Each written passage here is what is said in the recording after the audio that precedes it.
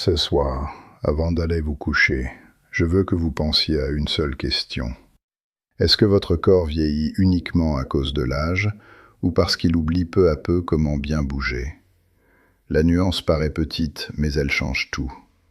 J'ai vu des hommes au début de la soixantaine bouger comme s'ils en avaient 80. Et j'ai vu des hommes de plus de 70 ans se tenir avec stabilité, contrôle et assurance, simplement parce qu'ils n'avaient jamais cessé de faire les petites choses qui maintiennent le corps en vie. La plupart des gens croient que le déclin arrive d'un seul coup. Ce n'est pas vrai. Il s'installe doucement. Vous ne vous penchez plus complètement. Vous évitez de vous mettre au sol. Vos hanches se raidissent. Votre colonne se fige. Vos chevilles ne bougent plus comme avant. Puis un matin, vous vous levez douloureux, raide, plus lent que dans votre souvenir. Et vous vous dites que c'est ça, le vieillissement. Mais bien souvent, ce n'est pas seulement l'âge. C'est l'accumulation de l'immobilité. C'est pour cela que je veux vous partager 5 mouvements du soir très simples, inspirés d'habitudes que de nombreux seigneurs japonais pratiquent depuis longtemps pour rester mobiles, équilibrés et autonomes.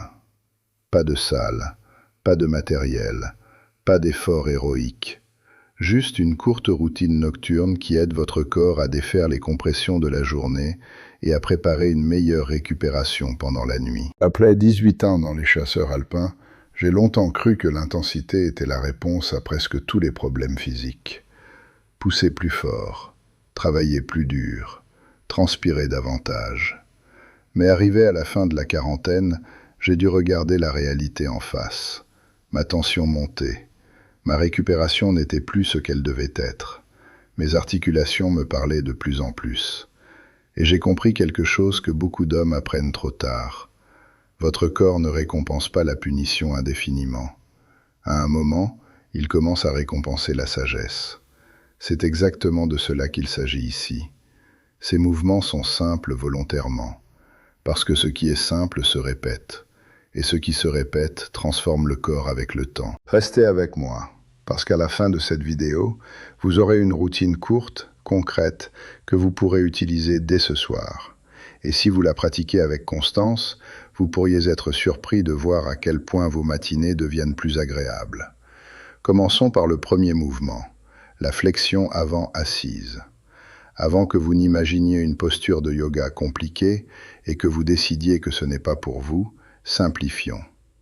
Asseyez-vous au sol, ou sur votre lit si le sol vous paraît trop exigeant pour l'instant, les jambes allongées devant vous. Redressez-vous. Ne laissez pas votre poitrine s'effondrer. Pensez à vous grandir par le sommet du crâne. Puis commencez lentement à avancer les mains le long des cuisses, des genoux, des tibias, là où elles vont naturellement.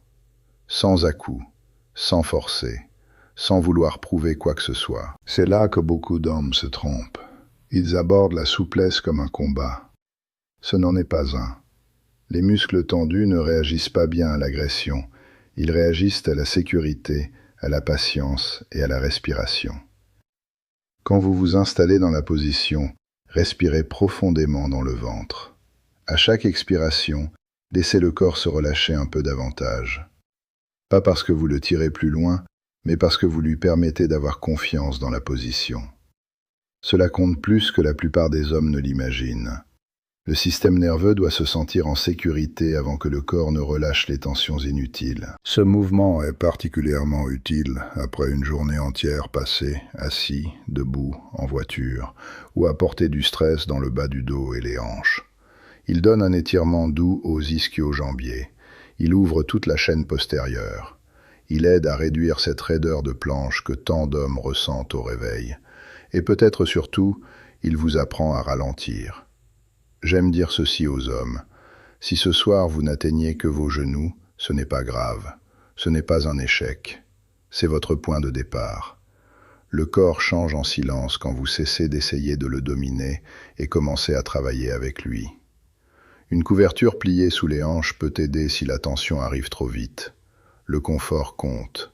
Le confort entretient la constance. Tenez la position 1 ou 2 minutes, ou restez-y simplement pendant une longue série de respirations lentes. Laissez la journée sortir de votre dos. Le deuxième mouvement est la torsion allongée de la colonne. Ce mouvement a l'air trop facile pour être utile. C'est précisément pour cela que les gens le sous-estiment. Allongez-vous sur le dos, genoux pliés, pieds à plat au sol. Ouvrez les bras sur les côtés en forme de T, de manière détendue. Puis laissez doucement les deux genoux tomber d'un côté pendant que vos épaules restent lourdes contre le sol. Respirez dans la position. Puis revenez au centre et passez de l'autre côté. C'est tout. Mais à l'intérieur du corps, il se passe bien plus de choses qu'on ne le pense. Tout au long de la journée, votre colonne est comprimée. La gravité appuie vers le bas. La position assise serre les hanches. Une mauvaise posture referme la cage thoracique. Le stress vous fait vous raidir sans même que vous vous en rendiez compte. Au moment du coucher, beaucoup d'hommes traversent leur vie avec un tronc raide, raccourci, fatigué. Cette torsion redonne de l'espace. Elle permet à la colonne de tourner doucement. Elle ouvre la cage thoracique. Elle étire les muscles autour du tronc qui restent généralement crispés à cause d'une respiration superficielle et de la tendance à s'enrouler vers l'avant. Elle aide aussi pour un aspect très sous-estimé du bien vieillir, la capacité à tourner confortablement. Regardez par-dessus son épaule en conduisant. Attrapez quelque chose sur la banquette arrière. Se tourner pour prendre un objet derrière soi. Ce sont de petits gestes, mais ils font partie de l'autonomie quotidienne. Et voici une astuce qui rend ce mouvement beaucoup plus efficace. Ne restez pas simplement allongé en attendant que le temps passe. Respirez dans le côté de la cage thoracique qui est étiré. Envoyez réellement l'air à cet endroit. Vous sentirez le flanc se développer, et cette expansion aide à relâcher les tensions entre les côtes et à travers tout le torse. Si vos genoux n'atteignent pas confortablement le sol, placez un coussin entre eux ou dessous pour soutenir la position. Ce n'est pas tricher, c'est de l'intelligence. Je préfère vous voir adapter un mouvement et le refaire demain plutôt que forcer aujourd'hui et l'éviter ensuite. Restez au moins 1 à 2 minutes de chaque côté. Les 30 premières secondes servent souvent simplement à laisser le corps arriver. Le vrai relâchement vient ensuite, lorsque la respiration ralentit et que le système nerveux cesse de résister. Le troisième mouvement est le cat-cow, ou alternance dos creux, dos rond. Cela peut paraître un peu étrange au début, surtout si vous n'êtes pas venu à 4 pattes depuis des années. Ce n'est pas grave. En réalité, cette gêne initiale est souvent la preuve que votre corps en a besoin. Placez-vous à 4 pattes, mains sous les épaules, genoux sous les hanches. À l'inspiration, laissez le ventre se relâcher. Ouvrez la poitrine et basculez légèrement le bassin. À l'expiration, arrondissez doucement la colonne vers le plafond et rentrez le ventre. Allez et venez dans un rythme lent et fluide. Ne vous précipitez pas. La plupart des hommes bougent la colonne comme un seul bloc rigide. Cet exercice réapprend à la colonne à bouger segment par segment. Il restaure le rythme. Il remet de la fluidité. Il réveille la connexion entre la respiration et le tronc. Et cela peut produire bien plus d'effets que ce que les gens imaginent. Une colonne raide ne gêne pas seulement le confort, elle affecte l'équilibre, la posture, la qualité du sommeil, la facilité avec laquelle vous vous levez, la disponibilité du corps au réveil. Quand la colonne bouge mieux, tout le reste suit souvent. Ce sur quoi je veux que vous vous concentriez ici, c'est la qualité de l'ondulation. Si vous le pouvez, initiez le mouvement depuis le bassin. Laissez-le remonter dans le bas du dos, puis dans le milieu du dos, puis dans le haut du dos, et enfin jusque dans la nuque. Puis repartez dans l'autre sens, fluide, contrôlé, sans à-coups, sans amplitude théâtrale. Pensez à huiler une charnière, passage après passage. Si vos poignets sont sensibles, placez une serviette pliée sous les mains ou venez sur les avant-bras. N'abandonnez pas le mouvement parce qu'une position vous dérange. Modifiez-la et gardez l'habitude vivante. Faites cela pendant 2 minutes environ. À la fin, la plupart des hommes sentent leur dos plus libre, leur respiration plus profonde et leur corps moins cuirassé. Le 4e mouvement est le travail des chevilles et des hanches en cercle. Cette séquence vise 2 zones constamment ignorées, jusqu'au jour où elles deviennent un problème. Commençons par les chevilles. Asseyez-vous au bord du lit ou sur une chaise et tendez une jambe. Faites lentement tourner la cheville dans un sens plusieurs fois, puis dans l'autre. Changez ensuite de côté. Bougez assez lentement pour contrôler réellement le cercle au lieu de lancer simplement le pied dans le vide. Cela peut sembler insignifiant, mais ce ne l'est pas. Vos chevilles sont une composante majeure de votre système d'équilibre. Elles absorbent les forces quand vous marchez. Elles vous permettent de vous adapter quand le sol est irrégulier. Elles aident vos genoux et vos hanches à rester alignés. Quand les chevilles deviennent raides, ce sont souvent les genoux qui paient le prix. Les hanches compensent. Et la marche devient moins efficace sans même que vous le remarquiez. Beaucoup d'hommes perdent progressivement la mobilité des chevilles sans jamais penser à la restaurer. Puis un jour, ils remarquent que leur équilibre est moins fiable, que les escaliers sont plus maladroits ou que leurs genoux douloureux le sont davantage qu'avant. Le problème n'a pas commencé aux genoux, il a souvent commencé plus bas. Après les chevilles, passez aux hanches.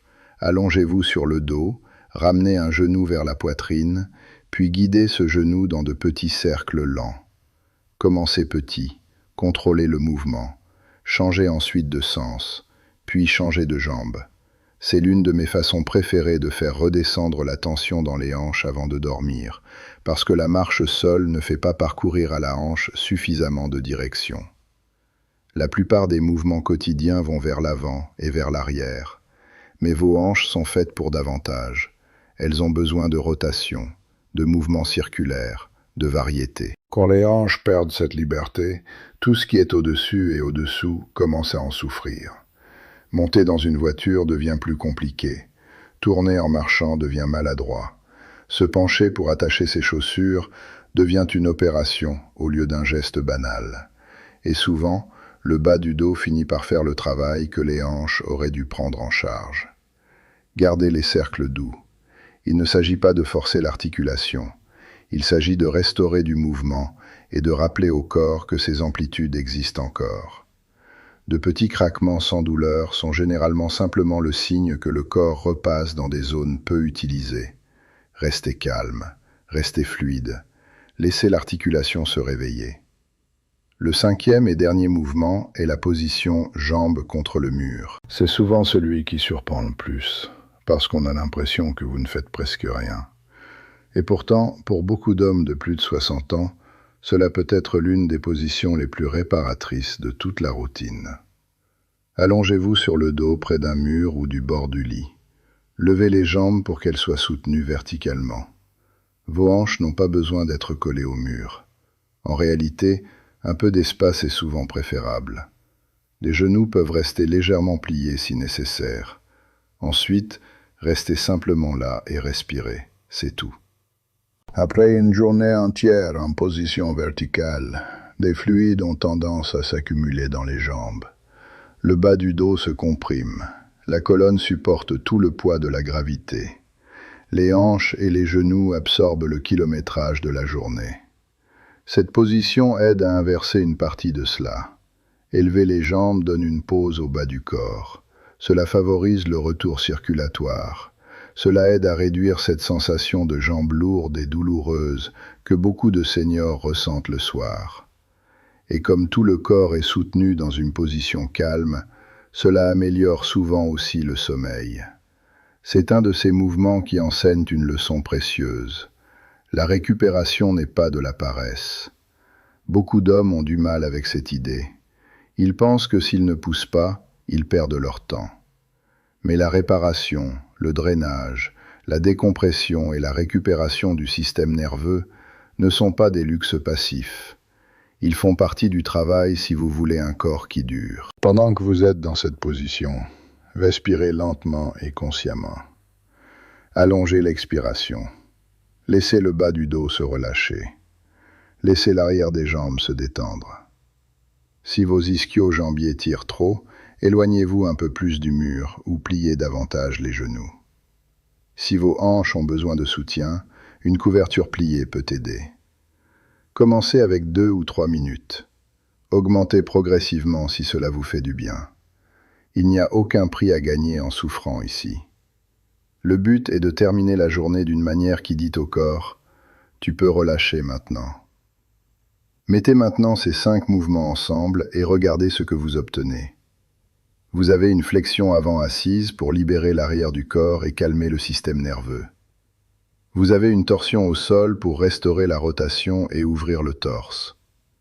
Vous avez le 4-KO pour mobiliser la colonne et reconnecter le souffle au mouvement. Vous avez les cercles de cheville et de hanche pour réveiller les articulations qui gouvernent l'équilibre et la marche. Et vous avez les jambes contre le mur pour décomprimer, récupérer et préparer le corps à un repos plus profond. L'ensemble de cette routine peut être réalisé en 12 à 15 minutes environ. Et c'est précisément sa force. C'est assez court pour être réaliste. Vous n'avez pas besoin d'un abonnement à une salle. Vous n'avez pas besoin d'équipement spécial. Vous n'avez pas besoin de sortir de chez vous. Vous avez simplement besoin de la volonté de pratiquer quelques mouvements que votre futur corps vous remerciera d'avoir répétés. Je veux aussi dire quelque chose d'important.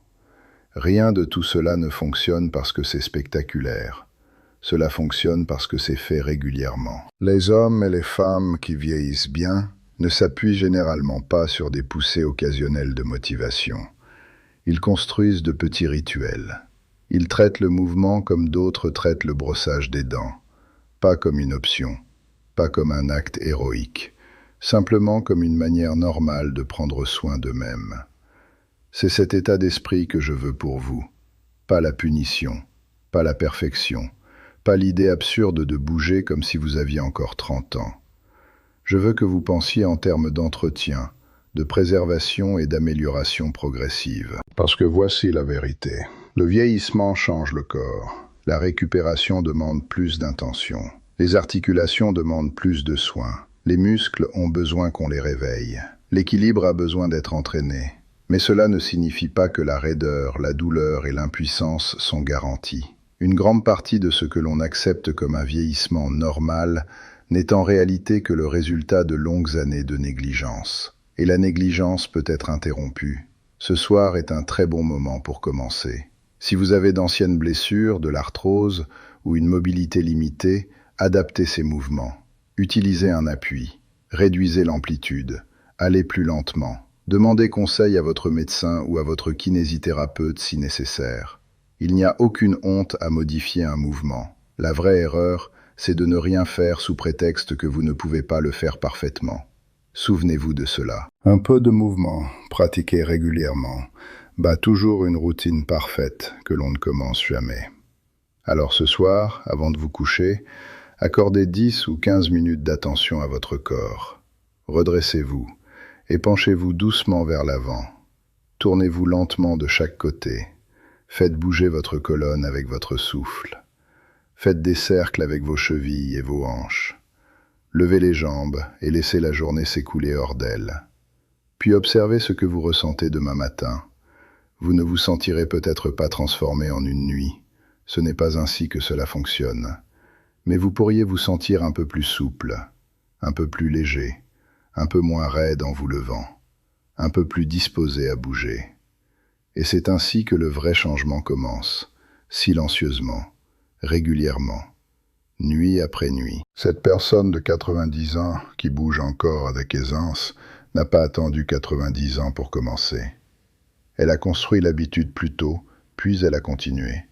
C'est tout ce que vous avez à faire. Commencez là où vous êtes, puis continuez. Parce que votre corps écoute toujours ce que vous répétez. Et si vous répétez la raideur, la peur et l'immobilité, cela devient votre schéma.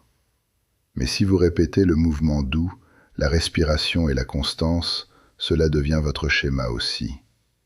Alors prenez soin de votre corps ce soir, non pas parce qu'il est cassé, non pas parce que vous êtes en retard, mais parce que vous voulez rester assez fort, assez stable et assez mobile pour profiter de la vie que vous avez gagnée. Vous n'êtes pas trop vieux pour mieux bouger. Vous n'êtes pas trop vieux pour vous sentir mieux. Et vous n'êtes pas trop vieux pour reconstruire ce que la négligence a essayé de vous enlever. Commencez ce soir.